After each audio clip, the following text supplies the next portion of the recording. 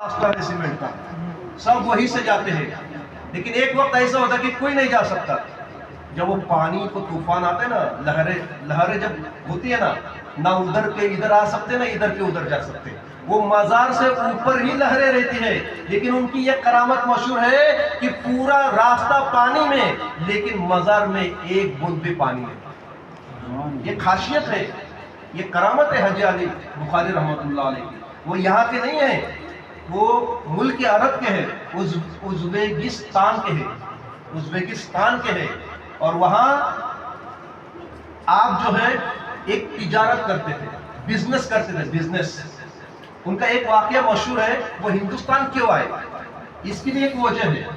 ایک تو اللہ رسول کا دین پھیلانے کے لیے، یہ بھی ایک وجہ ہے، یہ خاص وجہ ہے. اس کے علاوہ اور ایک وجہ ہے کہ وہ ازبیکستان کے ریگستان میں ایک مرتبہ عبادت کر رہے تھے، اور ایک غریب خاتون روتی روتی روتی وہاں سے گزر رہی تھی. اس کے ہاتھ میں ایک برتن تھا، اور اس نے دیکھی کہ نورانی چہرے والا ہے، کچھ اللہ پہ عبادت کر رہا ہے. وہ اور زیادہ رونے لگی، وہاں بیٹھ گئی. حاجی علی شاہ بخاری رحمۃ اللہ علیہ کہتے خاتون کیوں روتی ہو؟ کیا کہوں، میں بڑی غریب ہوں اور میرا شوہر بڑا ظالم ہے. اس نے گنتی کے پیسے دیا تھا، وہ پیسے میں تیل لے آئی، لیکن میری لاپرواہی کی وجہ سے وہ تیل گر گیا اور زمین نے اس کو پی لیا.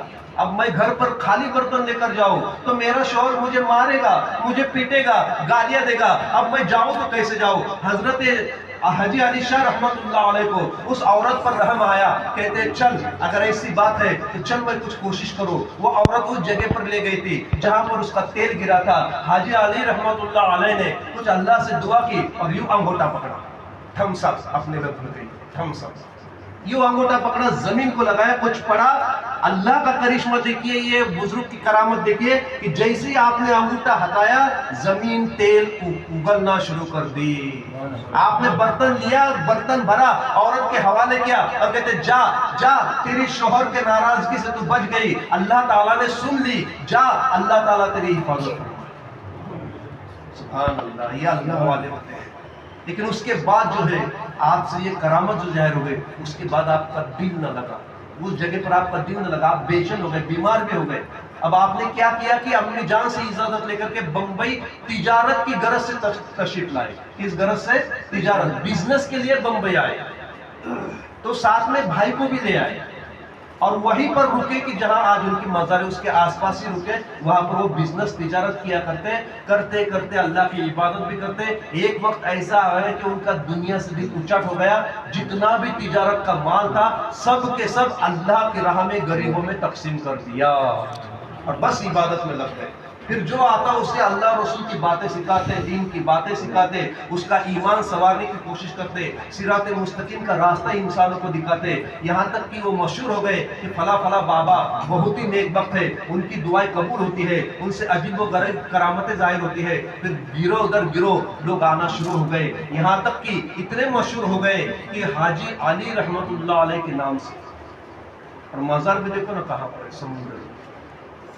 کیوں ہے معلوم ہے آپ کو؟ اس لیے کہ جب وہ ہندوستان آئے، تجارت کیے، جب حج کے لیے ان کا پیسہ اکٹھا ہوا، باقی سب تجارت کا مال غریبوں میں بانٹ دیا، حج کے لیے چلے گئے. حج کے لیے جانے کے بعد مکہ معظمہ میں بھی ان کا انتقال ہو گیا. حاجی علی کا انتقال کہاں ہوا؟ مکہ معظمہ میں. لیکن اللہ والے کی کچھ شان ہوتی ہے، کچھ اللہ والوں کو معلوم پڑتا ہے کہ میں انتقال کرنے والا ہوں، مرنے والا. انہوں نے انتقال سے پہلے وصیت لکھے تھے، جب میرا انتقال ہو جائے تو مجھے کدھر دفنانا نہیں، سیدھے ایک صندوق میں ڈالنا، کفن پہنا کر کے صندوق میں ڈالنا، وہ صندوق کو سمندر پہ چھوڑ دینا، اور وہ صندوق جہاں جائے گا، جہاں رکے گا، بس وہی میرا قیام کا ہوگا. اب اللہ کی شان دیکھیے، اللہ کا کرشمہ دیکھیے. آپ کی وصیت کے مطابق جب آپ حج کے دوران انتقال ہو گئے، آپ کو کفنایا گیا، جنازہ نماز ہو گئی، آپ کو صندوق میں ڈالا گیا، ڈالنے کے بعد آپ کی وصیت کے مطابق سمندر میں ڈال دیا گیا. اب کہاں وہ ملک عرب، مکہ کتنا دور ہے، 7 سمندر پار بولتے ہیں. اتنا دور سے وہ بہتا بہتا بہتا بہتا آیا ہندوستان میں آیا، اور وہی آ کر رکا کہ جہاں آج ان کی مزار ہے.